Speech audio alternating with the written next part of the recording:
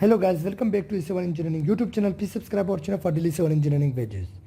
In today's lecture, we are going to find out the maximum and minimum tension reinforcement for a beam cross section. So I will show this with the help of an example. So how we can find out the maximum and minimum tension reinforcement for a beam cross section. So the width of the beam is given to us, which is 250 millimeter, and the overall depth or the height of the beam is 400 millimeter, and the effective depth of the beam is 370 millimeter. So we have to find out the minimum and maximum tension reinforcement for this beam cross section. So according to the IS 456 2000 and clause number 26.5.1.1, it states that the minimum reinforcement is equal to the 0.85 divided by Fy, multiplying it with the B into D. So this equation is used to find out the minimum tension reinforcement for a beam cross section. Now 0.85 is a constant here, B is the width of the beam, we'll see here width is 250 millimeter. So width is given to us 250 millimeter.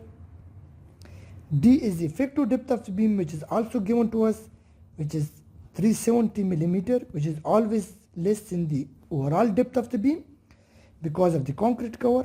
And here Fy is the yield, is the characteristics or the yield strength of the reinforcement bar in megapascal or Newton per square millimeter. So in this case, for example, we assume that it is 500 megapascal or 500 Newton per square millimeter or 500 megapascal.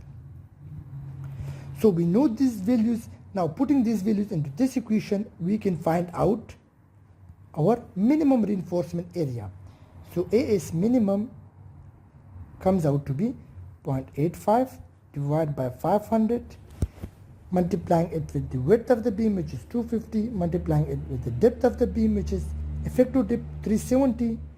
So it comes out to be, if you multiply this value, we got 157.25 square millimeter.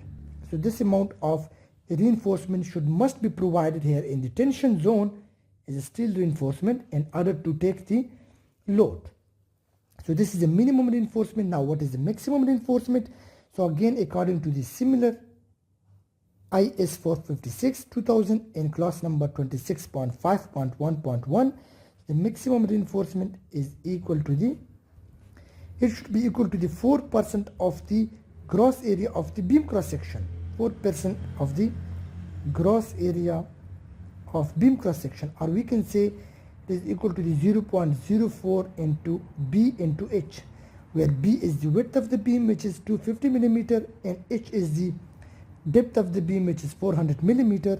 So by putting this value, A is maximum is equal to the 0.04 into width is 250, multiplying it with the depth, which is 400. So by putting these values, we got here 4000 square millimeter. So this amount of area should be provided for the beam section, but this is the maximum reinforcement range. It means that our provided area should be in between these two values. Our provided area should be greater than the minimum reinforcement and should be less than the maximum reinforcement. It means that for this cross section, it should be greater than the 157 millimeter square and should be less than the 4000 square millimeter.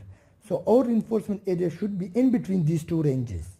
If we provide more than this range, 4000, then we will have a brittle failure in our beam, because there will be compression failure here at the top section of the beam, and we want to avoid this compression failure. For this reason, we always provide reinforcement area that is less than the maximum range. So hope you guys understand, and don't forget to subscribe our channel for daily civil engineering videos.